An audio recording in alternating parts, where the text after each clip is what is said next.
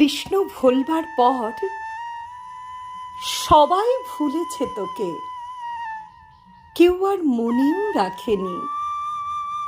গোঠে মাঠে বাটে ধবলি চড়াই রায়, তোমার প্রেমের কি বা জানি। সত্যি কিছু জানতো না তো সে, শুধু শিকারের লোভে, শুধু জয়ের নেশায় এসেছিল। কত তার কাকুতি মিনতি, কত তার রাজ্যপাট, মথুরা বিলাস, কত তার বৃন্দা সখী, সত্যভামা, রুক্মিণী সুন্দরী। তার জীবন যাপন জুড়ে জেগে ওঠে ঐশ্বর্যের অদ্ভুত নাটক। তারপর তোর কি যে হলো, প্রবঞ্চিত, সর্বহারা একাকী নায়িকা তোকে ভুলে, তোকে ফেলে সে তো বেশ রাজ অধিরাজ সেজে মহাকাব্যটির প্রধান পুরুষ হয়ে প্রচণ্ড প্রতাপে বেঁচে আছে আজও। বাঁশির প্রতাপে তুই ভেসে ভেসে, সুরের সম্মোহে তুই ভেসে গিয়েছিলি সরলা ঘোষিত।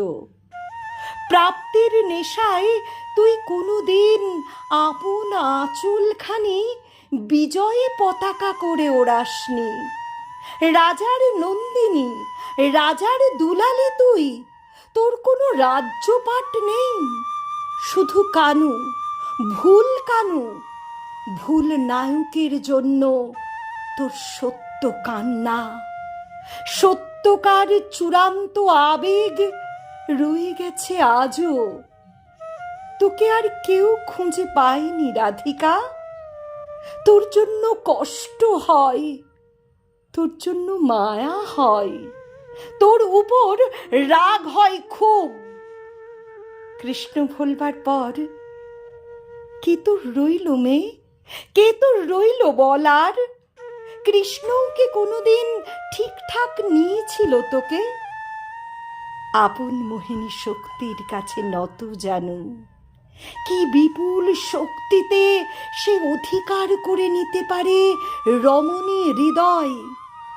এই সত্য জেনে নিতে সে এসেছিল তোর কাছে, আর তুই বোকা মেয়ে তাকে জীবনের শ্রেষ্ঠ পাওয়া মনে করে ঘর ছেড়ে, বর ছেড়ে ভেসেছিলি পথে পথে, পথে ও বিপথে। তোকে ফেলে সে গিয়েছে মোহন বাঁশিটি নিয়ে নতুন নগরে। তার যুবতী মোহন রূপ দেখে মুগ্ধ হয়ে আবিশ্ব ভারত আজও। বলো বড়ুচণ্ডী দাস, বলো বিদ্যাপতি, বলো জ্ঞানদাস, শ্রীদাস, সুদাম সখা, বলরাম দাস, কেউ কিছু জানো নাকি তার কথা? তার কথা, রাধিকার কথা।